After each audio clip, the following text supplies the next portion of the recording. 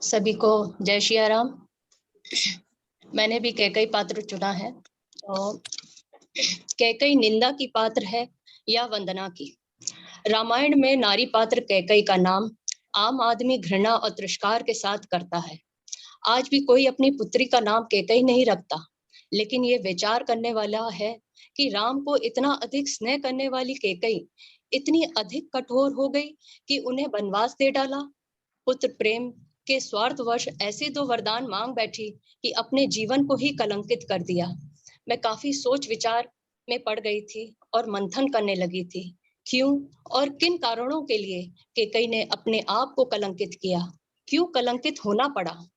वो एक बुद्धि विवेक से निपुण स्त्री थी, इंद्रियों को अपने वश करना जानती थी, शस्त्र शास्त्र वेद पुराण की ज्ञानी थी, अलौकिक ज्ञान सौंदर्य और गुणवत्ता से परिपूर्ण थी।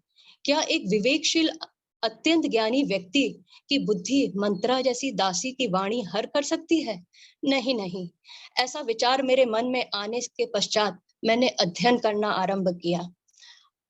अनाथ हुई अयोध्या अपने इस दुर्भाग्य के लिए महारानी कैकई को दोष दे रही थी और 7 भाइयों की इकलौती लाडली बहन कैकई पिता अश्वपति की प्राण प्रिय बेटी आज अयोध्या के अपने महल में अपमानित एकांकी में अकेली खड़ी ज्योति कलश की ज्योति को अपलक देख राजपुरोहित रत्न ऋषि की ज्योतिष गणना को ध्यान कर रही थी। उन्होंने कैकई को बताया कि दशरथ की कोई संतान राजगद्दी पर नहीं बैठ पाएगी और यह भी बताया कि दशरथ की मृत्यु के पश्चात यदि 14 वर्ष के दौरान कोई संतान गद्दी पर बैठ भी गया तो रघुवंश का नाश हो जाएगा। यह बात कैकई ने पूरी तरह अपने हृदय में समा लिया और विवाह के बाद भी उनके जहन में यह बात पूरी तरह समाई हुई थी। इतनी ज्ञानवान और गुणवान और राम को भरत से भी अधिक प्रेम करने वाली कैकई मंत्रा के कहवावे में कैसे आ गई?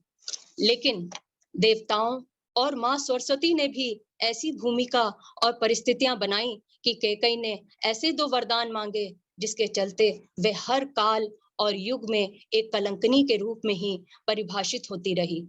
अपने जिस पुत्र भरत के लिए राज मांगा, उसी पुत्र ने कितनी लांघन और कुवचन सहने पड़ा।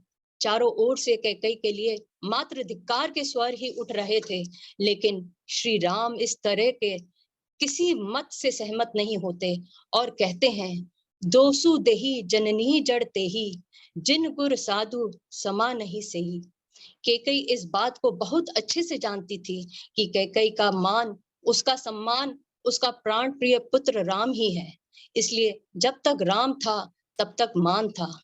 कैकई को महाराज दशरथ की बात भी याद आई कि असक्त होने से पहले ही सशक्त हाथों में शासन को सौंप देना चाहिए, इससे प्रजा के अंदर शक्ति और उत्साह बना रहता है।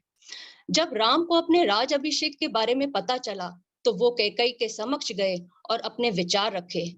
राम ने राज और राज्य समझाया। किसी का राज होना और किसी का राज्य होने में अंतर होता है माँ। मैं राम राज को नहीं, मैं राम राज्य को स्थापित करना चाहता हूँ। अपने अवतरित होने का उद्देश्य बताया, जो वो सिंहासन पर विराजमान होकर नहीं अपितु कुछ आसन ग्रहण करके प्राप्त कर सकते हैं। इसलिए माँ, आप पिताजी से बात करें कि वे राम को अपने मन के मार्ग पर नहीं बल्कि वन के मार्ग पर चलने दें।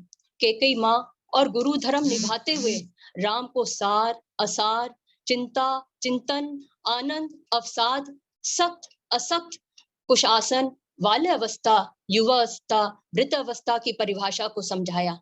तत्पश्चात राम कैकई माँ की बातों की परिभाषा समझते हुए भी अपने उद्देश्य को समझने लगे। कैकई अपने इस पुत्र की चेतना का परिष्कार देख उनसे उनकी योजना समझाने को कहा। राम ने अपनी योजना समझाई तो कैकई को लगा कि जैसे राम राम नहीं, एक अलौकिक चेतना है। वे कांपने लगी और चेतना शून्य होने लगी। राम ने पूछा, माँ, राम का अर्थ क्या होता है? कैकई चाह करके भी बोल नहीं पा रही थी। तभी राम ने पुनः प्रश्न किया, राम का अर्थ क्या होता है माँ? कैकई ने थरथराते हुए जवाब दिया, रोम रोम में प्रकाशित होने वाली चेतना ही राम होती है।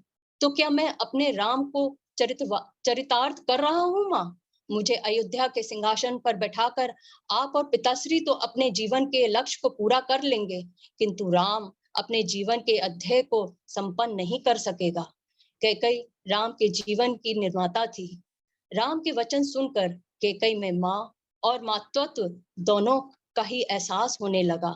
माँ को प्रेम का ज्ञान होता है तो मातृत्व को ज्ञान से प्रेम। कौशल्या राम के जन्म हेतु है तो कैकई उनके जीवन का आधार है। कौशल्या ने राम के शरीर को धारण किया तो कैकई ने राम के संकल्प को धारण किया। धारण, कारण और तारण, ये तीनों गुणों से कैकई परिपूर्ण थी। इसलिए मुझे लगता है कि कैकई वंदना की पात्र थी, ना कि कलंक की पात्र थी। जय श्री राम।